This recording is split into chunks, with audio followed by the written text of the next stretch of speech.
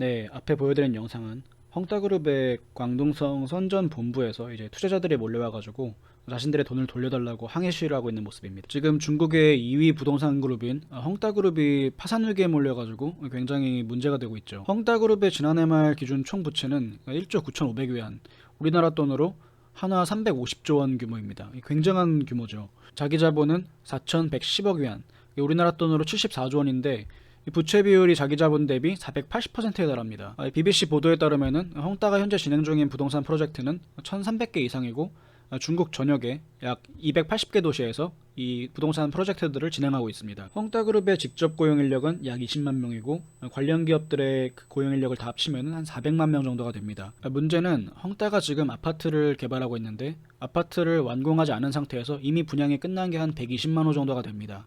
저 사람들은 돈을 다 냈는데도 불구하고 지금 아파트가 완공이 되지 않았기 때문에 그 아파트에 입주도 하지 못하고 있는 상태지요. 지금 헝다그룹이 홍콩에 상장되어 있는 주식도 지금 바닥을 치고 있습니다. 올해 들어서만 70% 가까이 수직 낙하를 했고요. 원래는 한 30달러까지, 그러니까 홍콩 달러 기준입니다.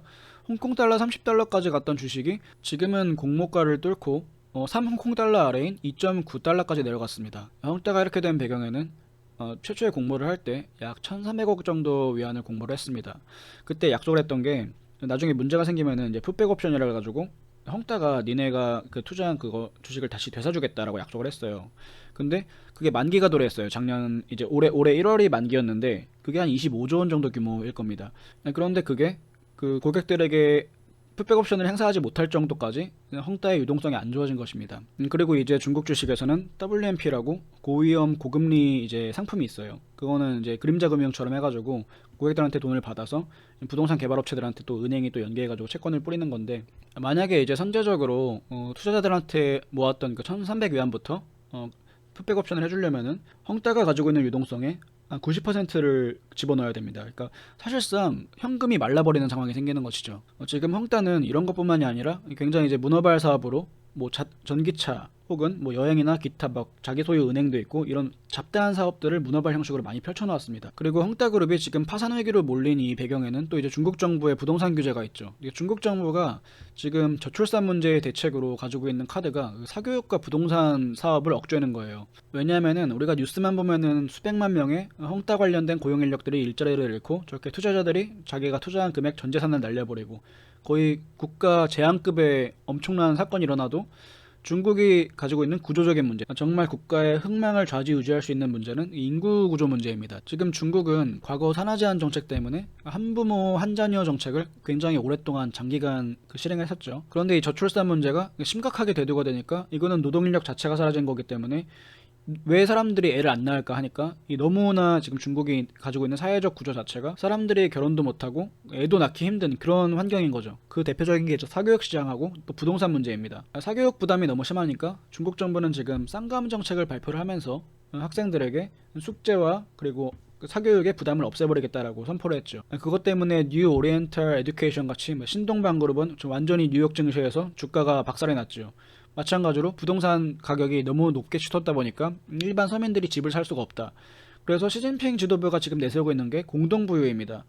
가진 사람들 거를 다 뺏어가지고 수억 명의 가난한 사람들한테 이 주택을 뿌릴 수 있는 그렇게 부동산을 아예 거품을 확 빼버리겠다라는 그런 정책을 지금 입안을 한 겁니다. 제가 볼 때는 이 헝다그룹은 파산까지는 가지 않을 수도 있겠다라고 생각을 합니다. 게다가 부채가 350조 원이면은 이거는 헝다만 망하는 게 아니라 헝다에다가 돈을 빌려준 은행들도 다 같이 무너지는 도미노 효과가 일어나겠죠. 그래서 아마 조금 더 지켜보면은 이번 달 안에 중국 정부 측에서 좀 개입을 해가지고 이 헝다를 이제 구조조정하는 식으로 가지 않을까라고 저는 이렇게 조심스럽게 예측을 합니다. 물론 제가 얘기하는 게 정답은 아니고 저는 그냥 그렇게 예측을 할 뿐입니다. 그런데 발상 자체가 기가 막히죠. 이 저출산을 해결하겠다고 이미 이제 사업이 왕성하게 펼쳐져 있는 사교육과 그리고 아무리 그 거품이라고 하더라도 저렇게 그 중국 2위 규모의 부동산 기업을 완전히 옥죄해서 결국에는 뭐 파상 직전까지 몰아넣는, 이게 다 시진핑 지도부가 만들어낸 결과거든요. 그런데 과연 이 사태를 예견을 못했을까? 이걸 알면서 했으면 대단한 거죠. 마치 흡사 이거는 대약진 운동을 보는 것 같습니다. 대약진 운동에서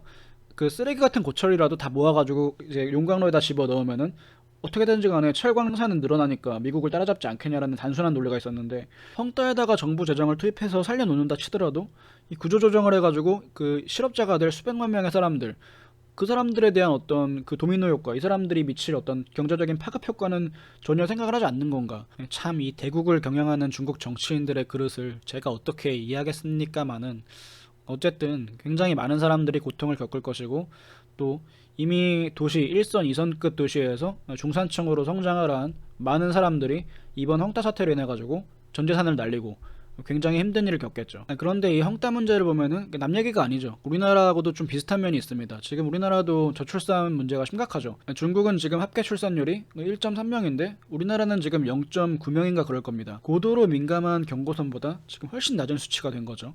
우리나라가 앞으로 발전을 하려면은 적어도 부부 한 쌍이 자녀 2.1명을 낳았을 때 그 나라의 어떤 경제와 문화와 그 어떤 역량이 유지가 되는 건데, 점점 이제 자국민들은 애를 안 낳고 결혼도 안 하고 그런 상태에서 집값은 지금 계속해서 천정부지로 올라가고 있죠. 그러니까 언젠가는 수요 자체가 마르는 상황이 돌아갈 건데 집값은 굉장히 빠르게 올라가고 있으니까 기이한 현상이지요. 지금 우리나라 가계부채가 한 106% 되고 기업부채가 110% 정도 됩니다.